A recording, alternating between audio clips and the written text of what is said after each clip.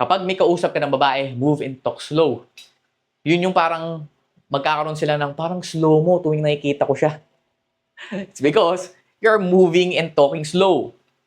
Pag nakikipag-usap ka sa mga babae, okay? Kapag nakikipag-usap ka sa babae, make an effort to speak and move slower 2 to 3 times than your normal.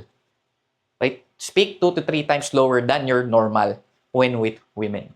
In that way, mas magkakaroon ka ng parang slow mo kapag kausap ko siya.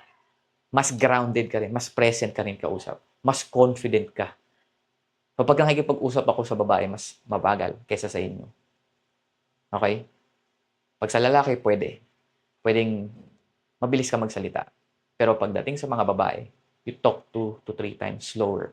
Kasi mas may diin, mas may bigat, mas ramdam nila yung sinasabi mo. Okay? Nakita nyo ba yung difference? Next.